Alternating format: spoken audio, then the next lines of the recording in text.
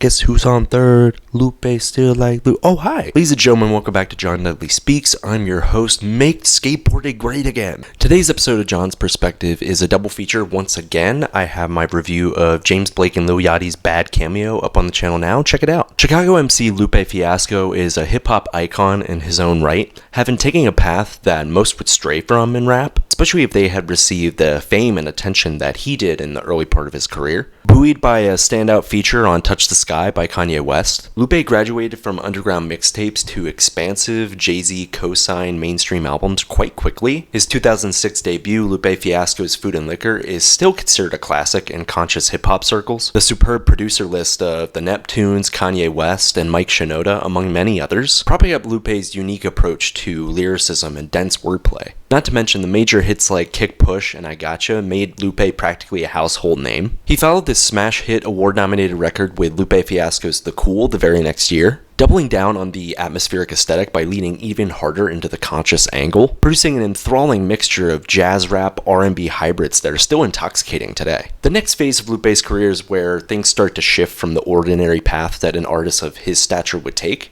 Due to contractual issues that prevented Lupe from releasing his final album, Lasers was born, which withstood a tumultuous production period, to say the least. And it was finally released in 2011, but received a mixed response, mainly due to its pop-oriented sound. 2012's Food and Liquor 2 found Lupe diving into a heavier political POV, making prescient statements about American capitalism on a record that, while not great, is a slight return to form. This even drove him to be ejected during Obama's second inauguration. And it became clear that at this point in his career, the industry really wasn't on Lupe's side, partly due to his reportedly radical online stances. The mid to late 2010s and the early 2020s found Lupe waxing and waning between different styles, some of them extremely successful, while others not connecting as much. But coming off of 2022's Drill Music in Zion, where the lyrically adept Lupe made a fantastic return, could we get that same Lupe just with a shortened runtime? Hell yeah, and it's awesome to hear.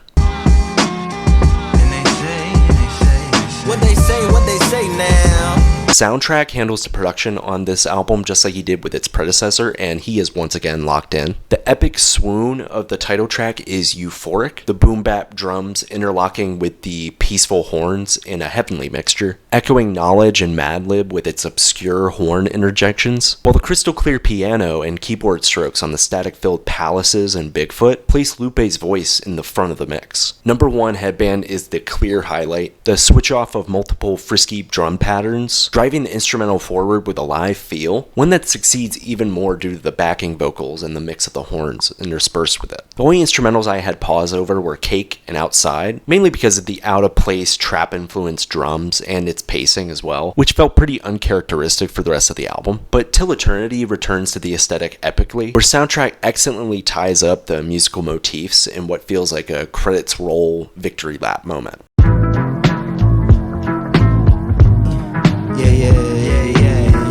The fact that Lupe wrote this album from the perspective of Amy Winehouse as a battle rapper, once again, shows that this man has an imagination and creativity that's unmatched in the genre. But stepping away from the gimmick, Lupe's rhyme schemes, in some ways, are better than we've ever heard. The dexterous wordplay on the title track and on Mumble Rap is effortless, as Lupe plays with the blending of thematic material and long-form storytelling, telling a clear linear story while also injecting ideas about the skill and passion that goes along with battle rap. And he does that while fake mumbling a chorus that both jabs at the new school and at the old school for mimicking the new school. It's really marvelous work on each end from Lupe. Sure, he could get a little dense with his references and his linkages between characters and themes, but the alliterative lyricism, the entendres, and the internal rhymes make each verse unpredictable and compelling. Number 1 Headband is a perfect flex from Lupe, turning in 3 unique verses that tell the story of Afro Samurai from a very unique subjective point of view. But then with the Winehouse context, you can trace that back to motifs about using battle rap as a vessel for confidence, as well as knowledge and acceptance, and to me, that's what creativity and rap songwriting is all about.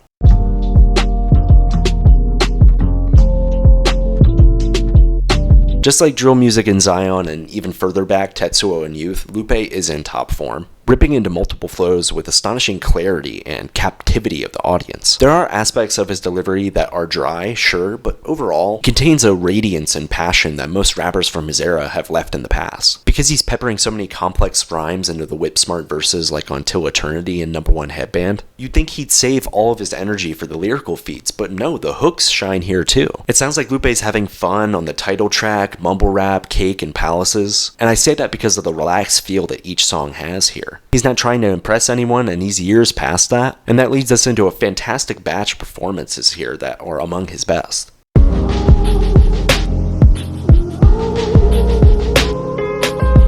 At 8 tracks in 31 minutes, this album races by as fast as Lupe's double entendres do, and because of that, it totally rips in a lot of spots. However, the flow of it all isn't perfect, with Cakin' Outside slowing the momentum of the major hits across this thing. There are portions of the instrumentals in tandem with Lupe's hooks that tend to slow the pacing a bit as well. So while these parts exist on solid songs, it's the way that they coalesce into the greater album that holds the project back. But overall, it's a total breeze with limited fluff that soars a lot more than it has blunders.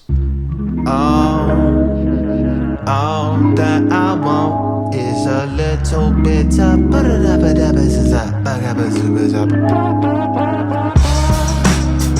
This is yet another solid entry into the pantheon of terrific Lupe Fiasco albums. It's conceptually brilliant, it's sonically adventurous, and it's a brilliant display of Lupe's still underrated abilities as a performer and as a lyricist. But hey, that's just my perspective. If you're a Lupe fan, put this damn thing on right now. And if you want a soulful battle rap concept record with lyrical backflips, you want to strap in for this one, that's for sure. Alright, that's all I got. Bye!